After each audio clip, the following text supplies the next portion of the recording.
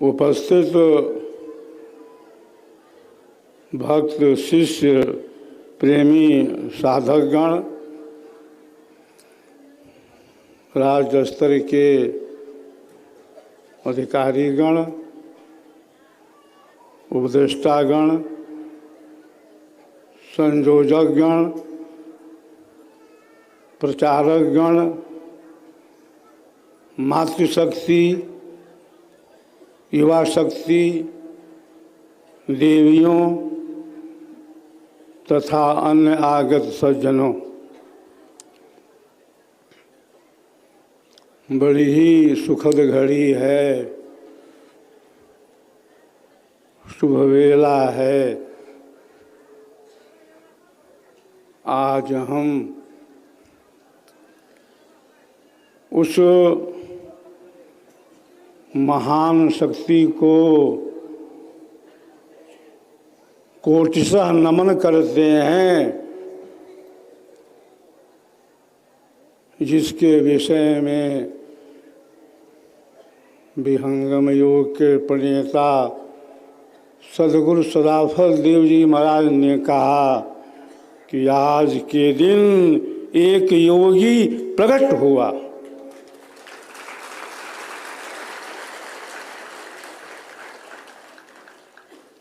योगी कुल में उच्च आत्माएं ही प्रकट होती हैं। पिता पुत्र का जो संबंध होता है, इसका व्यवहार तो भौतिक जगत में होता है। भौतिक जगत से परे भी एक और दुनिया है, एक और जगत है, जिसे हम कहते हैं आध्यात्मिक संसार, आध्यात्मिक दुनिया। अरे अध्यात्म का केंद्र तो जहाँ पर अध्यात्म है, जहाँ पर विहंगम योग का दर्शन है, वहाँ पर संबंध है किसका? आत्मा का। सद्गुरु जो है संस्कारी शुद्ध आत्मा को तलाशता है, खोजता है। योगी कुल में योगी प्रकट होता है, जन्म होता है साधारण जीवों का। सद्गुरु सदाफल देव जी महाराज का जो जीवन है वह परिपूर्ण है आध्यात्मिक ज्ञान से। वह जो आध्यात्मिक ज्ञान है उसका जो स्रोत है, उसका जो प्रवाह है, वह ऊर्ध्व में है, वह चेतन मंडल में है, वह चेतन धरातल में है, जिसके विषय में सद्गुरुदेव ने कहा, बैठो चेतन केंद्र पर,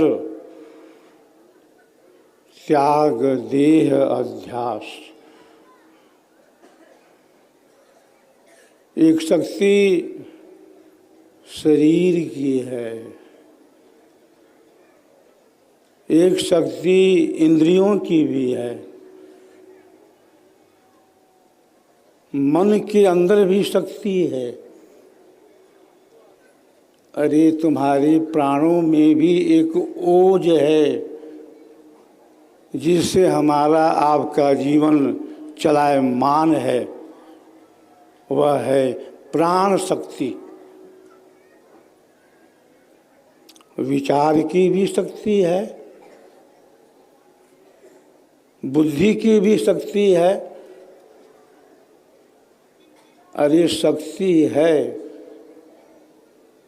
प्रज्ञा की, शक्ति है मेधा की।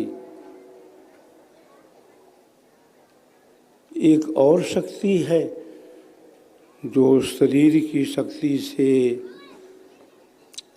मन की शक्ति से, बुद्धि की शक्ति से, प्राणों की शक्ति से अलग है। वही है आपकी अपनी शक्ति, आपका आत्मिक धरातल।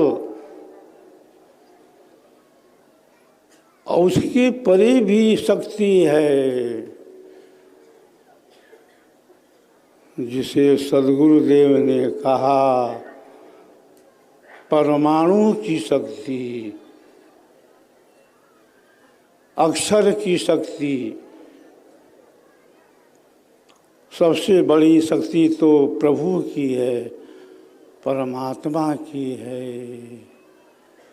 वही सृष्टि का कर्ता है, धर्ता है, नियामक है, साक्षी है, फल प्रदाता है, लय करता है। प्रथम परंपरा सद्गुरु आचार्य श्री प्रभु की हम आज जन्म जयंती मना रहे हैं। आचार्य श्री प्रथम के अंदर सारी शक्तियाँ मौजूद थी, विद्यमान थी। चाहे वो शक्ति भौतिक जगत की हो, चाहे आध्यात्मिक संसार की हो। विहंगम योग के अंदर जो साधना है उसके अंदर हम सभी शक्तियों का ज्ञान प्राप्त करते हैं। चाहे वो शक्ति जड़ जगत की हो, चाहे आत्मिक जगत की हो। यहाँ तो भेद है, यहाँ तो रहस्य है। क्या शरीर है, क्या इंद्रियां हैं, क्या मन है, क्या प्राण है, कहाँ तक इंद्रियों की शक्ति काम करती है, कहाँ पर मन की शक्ति काम करती है। अरे काम ही नहीं करती। यहाँ तो वह विज्ञान है सद्गुरुदेव का, विहंगम योग का, कि योगी जो है प्राण को, मन को भी अपने अधीन कर लेता है। और अधीन ही नहीं करता, यहाँ तो वह विज्ञान है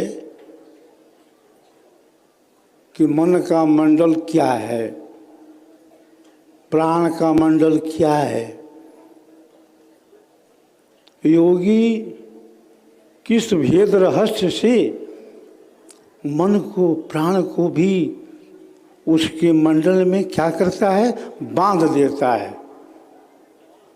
और बांधने के बाद अमन हो जाता है। यह विज्ञान आज भूमंडल में कहाँ है? अरे वह ज्ञान वहीं पर है जहाँ पर स्वरवेद है। स्वरवेद के अंदर हमारे अमर सदगुरु ने सारे ज्ञान विज्ञान को उड़ेल दिया है। क्या है जन्म, क्या है मरण, जीवन मुक्ति क्या है, विदेह मुक्ति क्या है, कहाँ पर सदगुरु के साथ प्रकार हैं,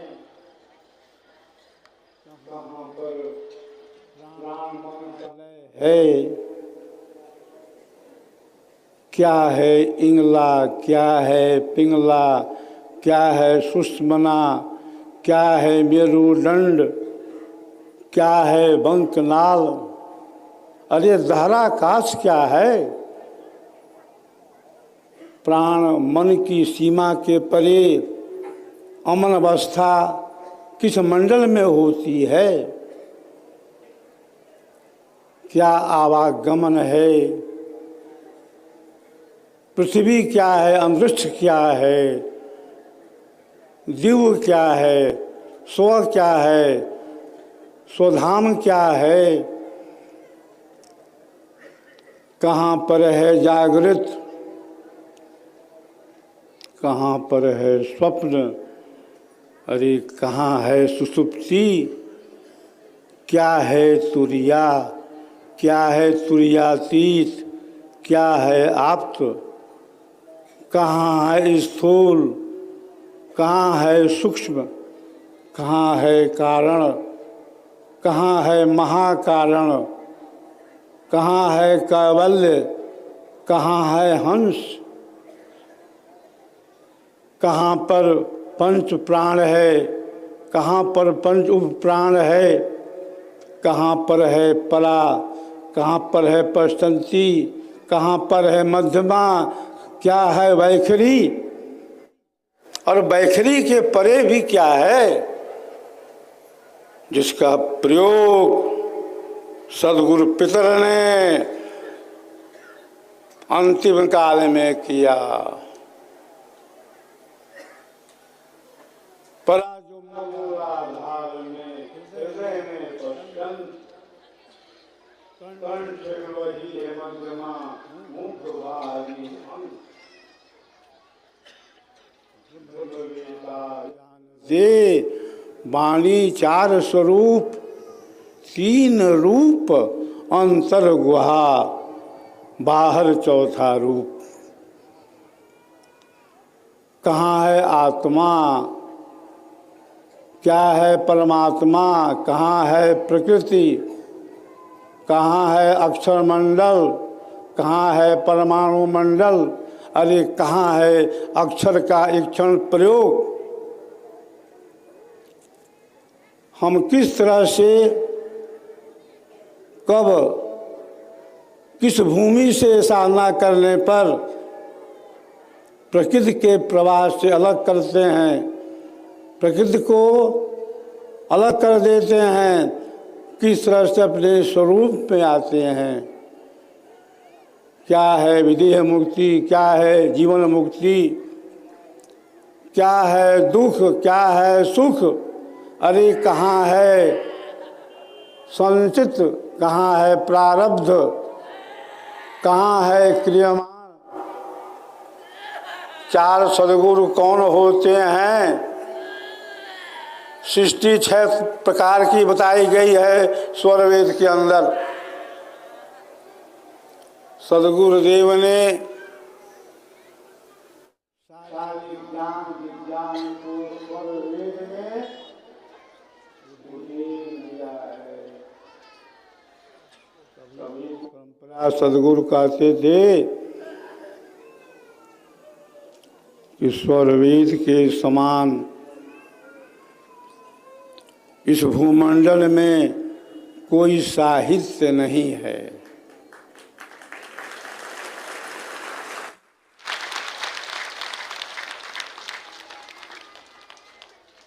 स्वर वेद में हम गोता लगाते हैं। हमारी चेतना अर्ध से ऊर्ध्व हो जाती है। स्वर वेद में चर्चा है उस ज्ञान की जिसका आधार प्रकृति है। कहीं पर चांचरी है, कहीं पर भूचरी है, कहीं पर अगोचरी है, कहीं पर उन्मुनी है, कहीं पर खेचरी है, जिसका आधार प्राकृतिक है।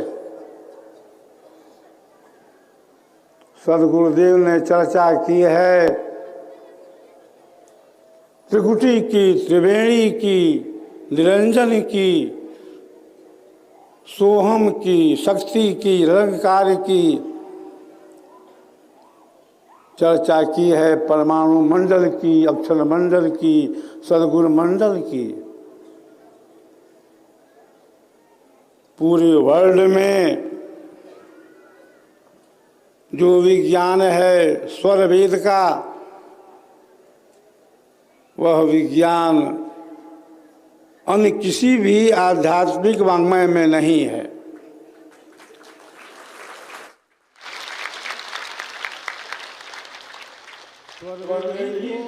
हम सबका प्राणों से प्यारा है। स्वरवेद के अंदर चर्चा है कि इस ब्रह्मांड में कहाँ ताल है, कहाँ डंप है, कहाँ मुरली है, कहाँ वीणा है, कहाँ सहनाई है, कहाँ झांझ है, कहाँ मृदंग है, कहाँ डप है, कहाँ पर है सिंगर्जन। अरे कहाँ पर है सदगुरु मंडल, कहाँ पर क्षर है, कहाँ पर अक्षर है, कहाँ पर निरक्षर है। स्वरवेद के अंदर जितनी बार हम गोता लगाते हैं, नई नई चीज रहस्यमय खुलती जाती हैं।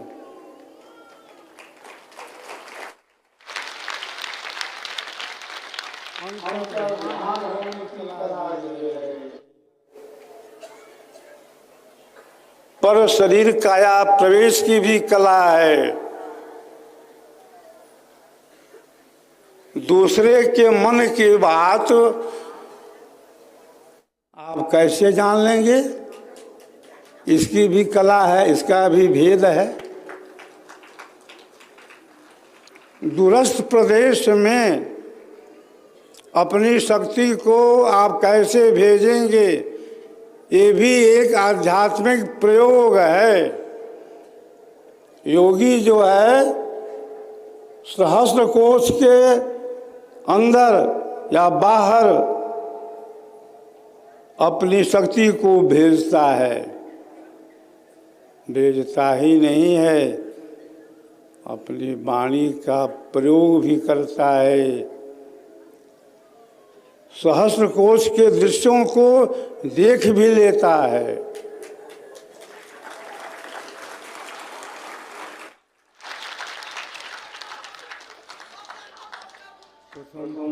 सदगुरु प्रभु